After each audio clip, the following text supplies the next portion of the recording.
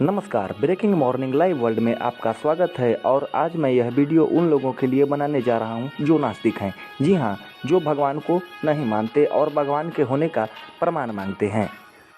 और इन्हीं प्रमाणों को आज मैं आपके समक्ष रखूंगा, जिससे यह सिद्ध हो जाएगा कि हिंदू धर्म ग्रंथों में जिस रामायण, महाभारत और पुराणों में उल्लेखित शब्दों की चर्चा और कहानियों की चर्चा की गई है, वास्तव में यह घटना रूपी इतिहास का ग्रंथ है। और इन ग्रंथों में जो कुछ लिखा है उसका प्रमाण आज भी हमारे धरा पर देखने को मिलता है।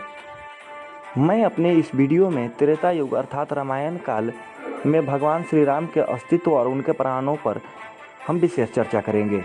तो हमारे साथ वीडियो के अंत तक बने रहें और चैनल को लाइक एंड सब्सक्राइब करना ना भूलें। कुछ आध्यात्मिक शोधकर्ताओं के मुताबिक रामायण काल अर्थात त्रेता युग 7323 ईसा पूर्व यानी आज से 9341 वर्ष पूर्व बताया जाता है। और इन्हीं शोधकर्ताओं के मुताबिक भगवान श्री राम का जन्म 5114 ईसा पूर्व चैत्र मास के 9वीं तिथि को बताया जाता है। राम जन्म के विषय में रामायण में वर्णित है कि 9वीं तिथि मधुमास पुनीता, शुक्ल पक्ष अभिजित अभिप्रीता और मध्य दिवस अति शीतन धामा पावन काल लोक विश्रामा। इसी मुताबिक विद्वानों का मानना है कि 5114 ईसा पूर्व चैत्र मास की 9वीं तिथि को भगवान राम का जन्म हुआ था। और अब हम आपके सामने भगवान श्री राम के होने और त्रेता युग के जीवंत प्रमाण का अस्तित्व रखने जा रहे हैं, जो कि यह सिद्ध करते हैं कि किसी युग में या किसी काल में ईश्वर हमारे धरती पर अवतरित हुए थे।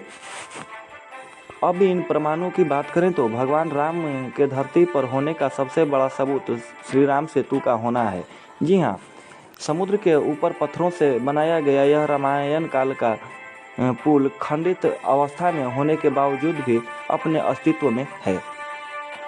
पुरातत्व विभाग के मुताबिक 1,07,50,000 साल पहले श्रीलंका में सबसे पहले इंसानों के घर होने की बात सामने आई थी।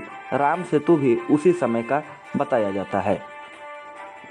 रावण की सेना से युद्ध के दौरान लक्ष्मण के मूर्छित हो जाने पर हनुमान जी ने जिस संजीवनी बूटी को लेने द्रोणागिरी पर्वत पर गए थे, वह दुर्लभ जड़ी बूटी के प्रमाण आज भी श्रीलंका में मिलते हैं।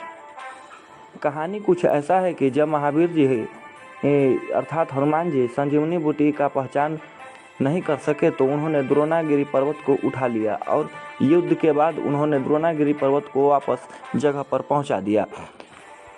इसी द्रोणागिरी पर्वत से उन्होंने संजीवनी बूटी को लाया था। पर्वत पर वह निशान आज भी मौजूद हैं जहां से हनुमान जी ने उसे तोड़ा था।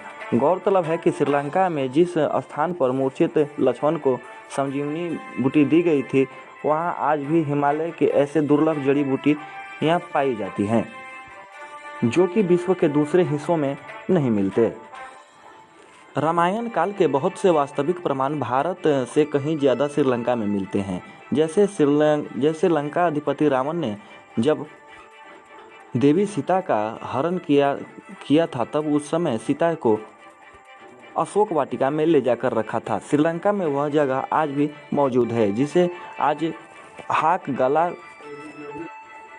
बोटानिकल गार्डन कहते हैं। पुरातत्व विभाग ने श्रीलंका में हाथियों के अस्थियों से कुछ अवशेष निकाले थे। आज के वर्तमान युग के हाथियों के मुताबिक उन हाथियों की अस्थियां बहुत बड़े थे, जिससे यह प्रमाण निकाला गया कि उस जमाने में आज के युग की अपेक्षा बहुत बड़े बड़े हाथी हुआ करते होंगे। और ऐसे ही हाथियों का वर्णन रामायण के सुंदरकांड में किया गया है कि श्रीलंका की रखवाली के लिए रावण ने एक विशालकाय हाथी को पाल रखा था, जिसे हनुमान जी ने मारा था। वैसे ही जब श्रीलंका के पर्वतों के ऊपर शोध किया गया तो उनके गुफाओं में एक अजब सी रहस्यमयी वातावरण देखी गई और शोधकर्ताओं ने उन गुफाओं से रामायण काल से जुड़ी कई रहस्यों को ढूंढ निकाला। जब हनुमान जी लंका को जलाकर वापस लौट आए थे, तब हमला के डर से रावण ने सीता जी को अशोक वाटिका से हटाकर कोंडा कुड्डू गाला में ले जाकर रखा था, जो कि एक विशालकाय गुफा है जिसके दरवाजे सीधा लंका के राजमहल में निकलती हैं। रामायण कथा के मुताबिक रावण के मरने के बाद लंका का राजा विभीषण को बनाया गया था, जिन्होंने अपनी राजधानी श्रीलंका के कैलानी नदी के किनारे कैलानिया में बनाया था। पुरातत्व विभाग को कैलानी नदी से उस युग के महल के कई अवशेष मिले हैं। पुरातत्व विभाग ने इन गुफाओं की भी जांच की, जिनका रास्ता सीधा रावण के महल में जाता था, और इसका कई अवशेष भी उन्होंने प्राप्त किया।